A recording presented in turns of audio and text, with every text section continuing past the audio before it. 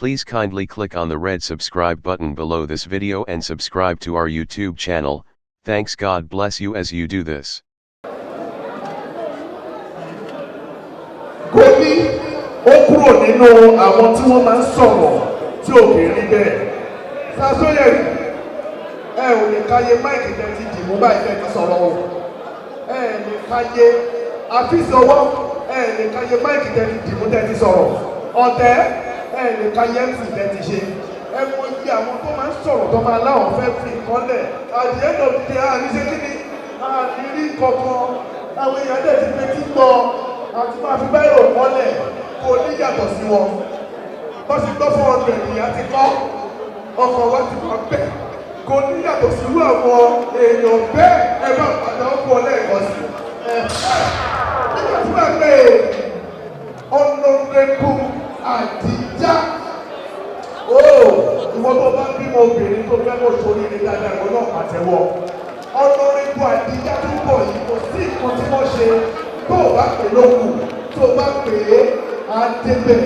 Ó pàdé mi ní Ìjẹ̀bú láìpẹ́ yìí ní ọ̀dọ̀ bàbá wa kan ibẹ̀ ló ti náwó fún mi dọ́là ló ná fún mi o mi ò ṣe lè dọ́là ní o yéè ọdún so great ó ná fún mi ọmọ tí náà tọ́ ó ti náà tọ́ Honorable Adija wọ́n wà níbí amọ́dà ẹ bá mi pàtẹ́wọ́ fún wọn kí wọ́n máa bọ̀ ní òkè bí máa bọ̀ ìyá mi máa bọ̀ níbí Honorable Adija ó nìyẹn láìpẹ́ láì jìnà ohun tí ẹ fẹ́ lọ fún ìyàwó ti mọ̀ ọ́ ìgbà tẹ́ bá ti ní ká máa sọ náà la máa sọ a máa pariwo ẹ̀ kiri a máa dàgbòrò rú bẹ́ẹ̀ ni wọ́n rí ní jẹ̀bú fún mi lówó mi ní ìdí owó lẹ́nu ẹni tó ṣe kan òun ni a ní ìdí ẹ̀ fún.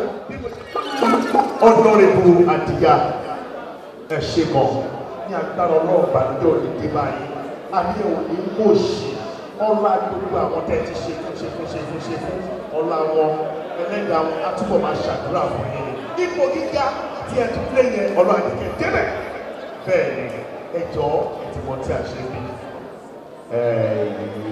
bẹ́ẹ̀ a fẹ́ ran ẹ̀gbọ́n wa lọ́wọ́ kì í ṣe pé kò ní o ó ní àbí nínú olúwa ó ní àmọ́ láàrin èmi àti yín òye wa a fẹ́ ran ẹ̀gbọ́n wa lọ́wọ́ pẹ̀lú sínímà tí wọ́n ṣé kí bá yín sọ yé tí ẹ máa fi lẹ̀ ẹ kọ́kọ́ kí àwọn èèyàn náà bẹ́ẹ̀ ni pẹ̀lú ìfẹ́ táwọn èèyàn ní sí yín pàápàá jùlọ ní Ògùn state yìí torí star ńlá nìyí ẹ kọ́kọ́ kí àwọn èèyàn kẹ́ wá bá wa sọ iye tí ẹ fẹ́ fi ràn wá lọ́wọ́ ni. Mo kí gbogbo ẹ̀yin ìyá mi bàbá mi ẹ̀gbọ́n mi àbúrò mi lọ́kùnrin àti lórí ọ̀rẹ́ mi tẹ́ wà ní Ìbàdàn ẹ má sì mọ̀ pé ọ̀gbìn aṣọ tẹ́ ìwọ yẹn náà ní o ṣùgbọ́n gbogbo ẹ̀ ti jáàmù lẹ́yìn ẹsẹ̀ láti rìn láti gbé fídẹ́ǹsì lè DSA àwọn àti padà sọ ẹ̀mí bínú wà ṣùgbọ́n àgbọ̀dọ̀ má dé bí Wùmí Ajíbóyè òun ló wá mú mi mọ́lẹ̀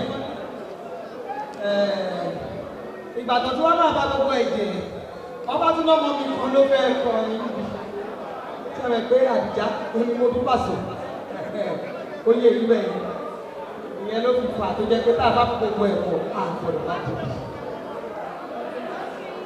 Ní ti ìtọ́ni kí n sọ èmi ò wọ́n mi fẹ́ sọ ṣùgbọ́n bí mo ṣe sọ ẹni tó ṣe atọ́nà mi débi lẹ́yìn òun náà ló máa ṣe tí kìíní yẹn máa fi yọ.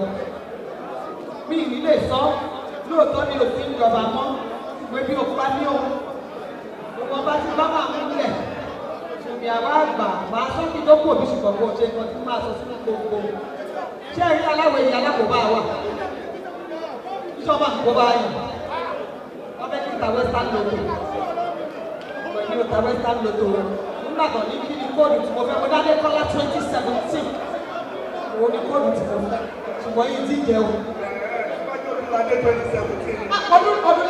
Ọdúnládé 2017 yìí ti jẹun. I congratulate the celebrants of today. I wish you all the best. I will do my bit. During the week, I will send the to you.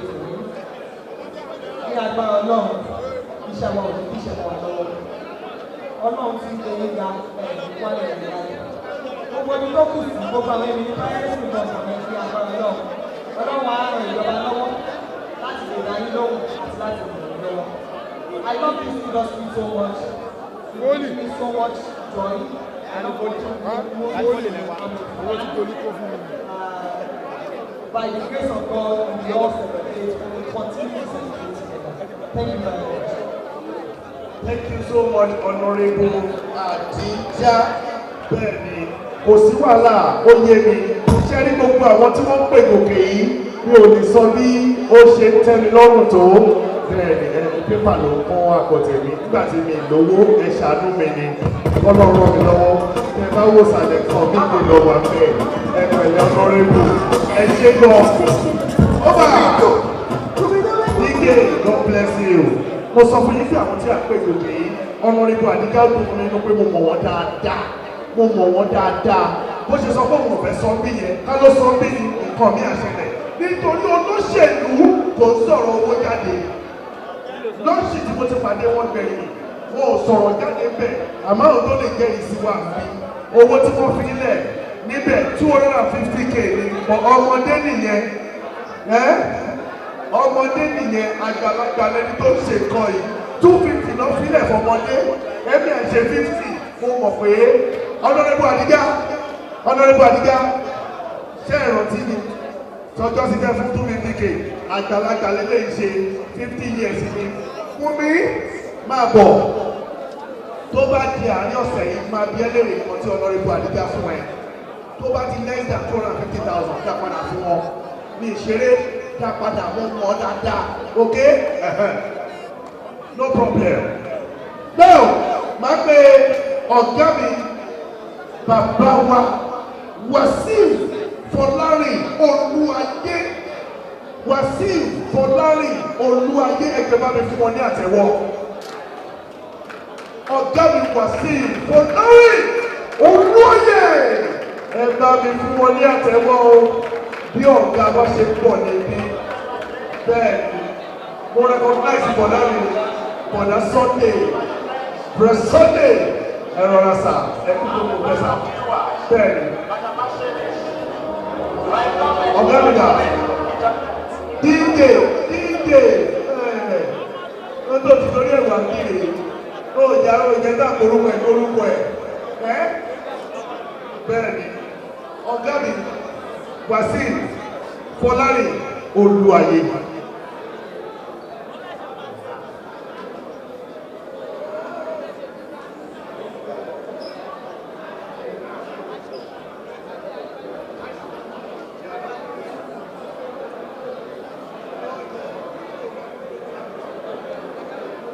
Thank you. Ọ̀gá mi Wàsíù Fọlárin Olúayé. Ibi tí wọ́n bá wà ẹjọ́ ọmọge tó bá fà jẹ́wọ́n rẹ̀ bá àwọn dà. Ọ̀gá mi tí bá gbé máìkì sílẹ̀ máa wá bá yín níbi tẹ́ wà. Àmọ́ síbẹ̀síbẹ̀ àní live and direct lélẹ́yìí à ń fi ojú ara wa àfihàn ẹ̀sà Wàsíù Olúayé. Ẹ fẹ́ sọ.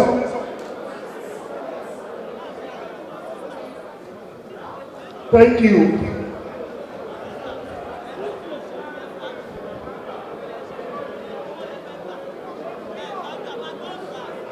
Thank you. Wàsíù Fọlárin Olúayé, ẹ ṣé gan o. Ibi tí ẹ ti mú owó náà ọ̀pọ̀lọpọ̀ olóma rọ́pò bẹ́ẹ̀, ẹ ṣé gan. Ní báyìí, ẹ jọ̀ọ́ ẹni tí ó bá ní ìlú tí wọ́n ní ọba tí bá ti gbé orin yìí, ẹ jẹ́ kí kọ́kọ́ líìdì orin yẹn. Abẹ́ẹ̀gbọ́. Ẹ jẹ́ kí kọ́kọ́ líìdì orin yẹn. Ọmọ tó bá jẹ́ ọmọ Oòduà gidi tó jẹ́ ọmọ Yorùbá ni ẹ kó gbé tẹ̀lé ni. Tó o bá gbé tẹ̀lé ni, ọlọ́mọ jẹ́ kí wọ́n sọ̀ka sí ẹ pé ọmọ àlè Yorùbá ni ẹ o. Wọ́n ní kí là ń fọ́ bá pé.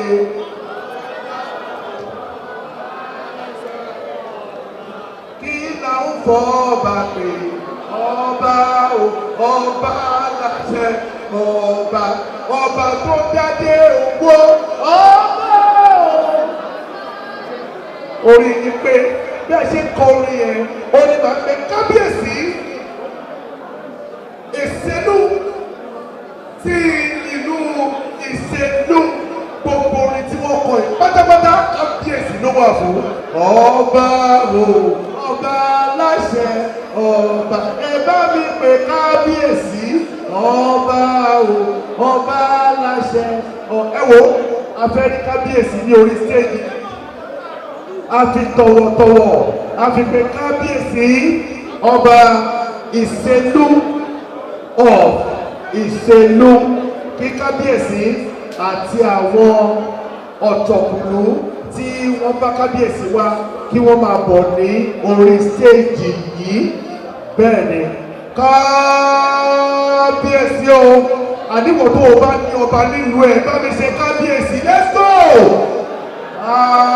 kábíyèsí o. bẹ́ẹ̀ ni ọ̀gá mi ẹ mọ ọ́fíìsì mi ní Kwari Road kábíyèsí wá síbẹ̀ ọlọ́run kábíyèsí wá síbẹ̀ ọba ìjókòó tí mi orí mi gbá pé nígbà tí ọba kábíyèsí máa bọ̀ orí mi gbá sà ẹ má bọ̀ sà. ẹ̀ka ti múra lẹ̀ lórí mi ò kì í ṣàdéhùn o èmi ò kì í ṣàdéhùn fún ọ̀sán fún mi ò kì í ṣàdéhùn ohun tí bá fẹ́ ṣe máa ṣe ni. For the fact that you are ṣàdéhùn and you are celebrating 50 years, please let me give you 50,000. Ẹ má bínú kó kéré o. Thank you so much. Kábíyèsí ẹ ṣeun gan o. Ẹ ṣeun gan adúpẹ́ púpọ̀ ní ọwọ́ yín. Ní agbára Ọlọ́run, lágbára Ọlọ́run òkè òkè ó ní ẹyẹ fọ òkè òkè. Ẹ̀mí à celebrate má ṣàwó. Ewo yìí kọ́ ẹ̀dọ̀wó lẹ̀. Ẹ jẹ́ kọ́ bá yìí sà. Ẹ bá wọ̀ rí i. So gbogbo ibi tó bá wà lẹ́fẹ̀ẹ́ kó sá. Ẹ pẹ̀lẹ́ sà. Dadi Foli. Ẹ pẹ̀lẹ́. Ẹ jẹ́ kọ́ ṣàbọ̀ sàlẹ̀. Kọ́ ṣàbà lọ. Alpha.